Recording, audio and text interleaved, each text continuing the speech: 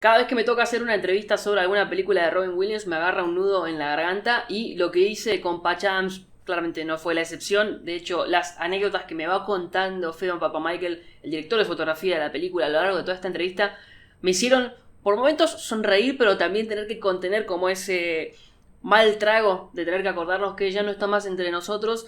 Es muy interesante todo lo que cuenta Phedon en esta entrevista referida a una película que a mí me marcó mucho, particularmente por una escena sobre la que hablamos hacia el final de este video. No se pierdan todo en este informe sobre Patch Adams. We now return to Mira Akien and Contré with our latest interview. I just saw it recently again on the plane, and I forgot, like, when the young lady goes over to that guy's who's like into Katsanzakis, and then she gets murdered, and I kind of forgot like how dark it gets at times. Yeah. Yeah. It's our mission here to rigorously and ruthlessly train the humanity out of you and make you into something better. We're gonna make doctors out of you. The Real Hospital was actually an amazing set. There was production designer was Linda DeSena, and then back then we had kind of big budgets for these movies. Like, these are dramas really for adults that were being made for 50-60 million dollars, which don't really exist anymore.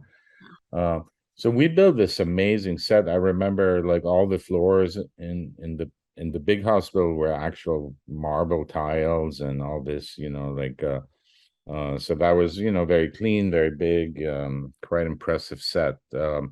Then we found this smaller abandoned house, and so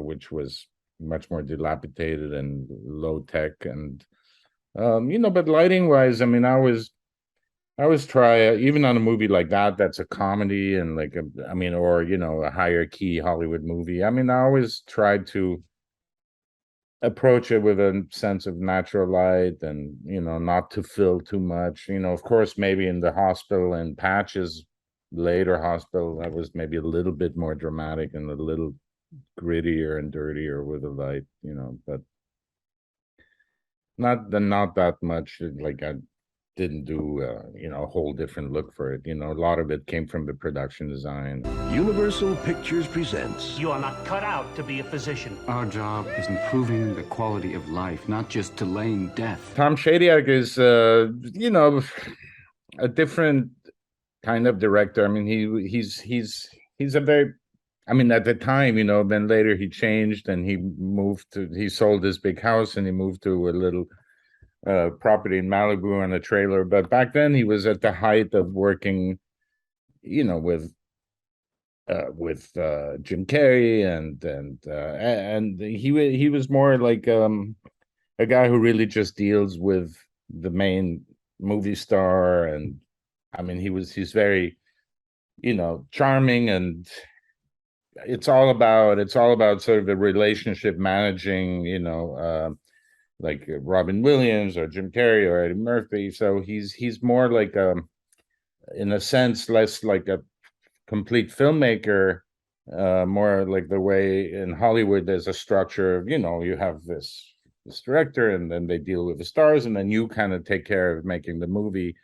It was surprising to me because I had not worked really with a director like that. I mean, I understood the Hollywood system, but initially I was going, well, Tom, you want to see the shot and look through the lens and look at the shot. And he's like, no, you just do that thing you do, with the lights and the camera. And he was really not that interested. It was just a different experience for me, coming more from Europe and European cinema, and then working really with a director who was really just managing the talent. Robin Williams. You treat a disease, you win, you lose. You treat a person, I guarantee you'll win, no matter what the outcome. It was, of course, fascinating the way he worked, and the way, like, day one, we shot 60,000 feet of film with 2 cameras. Like, we just rolled 1,000-foot mags, one after another, on 2 cameras. And it was just running both cameras till the film ran out, and then reload, and then Robin Williams would do 11-minute some take of improv, and then he would go, can I do another one? And then he would roll another 11 minutes of completely new material. And but it was fascinating to watch Robin Williams. The hospital will cover all of your bills. Any other questions? Also, you know, he was constantly practicing his stand-up comedy with the crew, you know, and then we were shooting in a small town in Chapel Hill, North Carolina, and then on the weekend he would go and play, you know, perform in the local club as a stand-up. And then it was funny because you could see he's trying all of his different jokes and stuff like on the cruise. So it was very hard to work because everybody was always laughing, and like he was just extremely on all the time. And he was doing this whole thing about, because I have, you know, I'm half German, and then I have like maybe a slight German accent. He was doing this whole thing about Hitler and his dog, you know, his dialogue with his dog, like the last days in the bunker and stuff. It was quite something. But you know, from a filmmaking standpoint, I mean, it was more banal than, you know, the way I normally work on movies. I mean, it was literally just covering stuff. And, you know, we tried, of course, to do as cinematic as we could. And we, you know, tried to always, I mean, I always tried to do the best. You want to become a doctor, we have to learn to treat the patient as well as the disease. That's why we have to dive into people. You didn't know what he was going to do, so how did you follow him with the camera? How was it? Well, I mean, there wasn't a lot of camera movement. There wasn't like complicated shot design. I mean, usually we ran two cameras just because, you know, he was doing things that we couldn't really like cover, like unless, you know, we ran multiple cameras. And but you know, one example is there's the kid that has cancer, and he sits by her bed and he uses one of the medical machines and pretends it's a radio. I don't know what's wrong here. Something basically, I'm trying a lot of the dials here, but the bottom line is your TV's broken there. He did, you know, in the movie it's like maybe 30 seconds or something where he's doing it, but we did like 30 minutes where he never repeated. You know, he's tuning and changing the radio station, then he's doing like, you know, playing a radio host or a musical show, and he does news, and you know, then the next time we reloaded, he did again like 11 minutes of completely new material. So but you know, he's just sitting by the bed, so it's kind of easy from a technical standpoint, and to cover it, and it wasn't that complicated.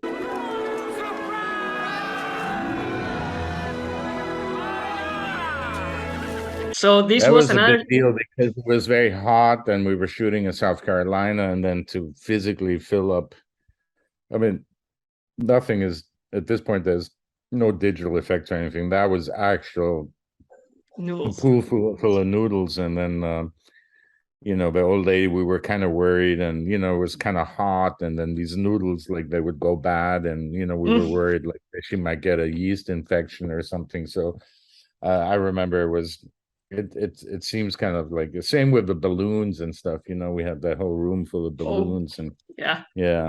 But yeah, the noodle scene was a bit tricky because it was kind of disgusting, that pool of noodles. Like very quickly turned into, those were real noodles, you know, that was not like little plastic tubes. Those were actually like, you know, penne or something. So it was kind of like, we didn't have a lot of time, like, to put her in there, shoot the scene, and get her back out of this disgusting bath. But so that one didn't have like 11 minutes of improvisation from Robin Williams. That was no, no, we try to do that quick.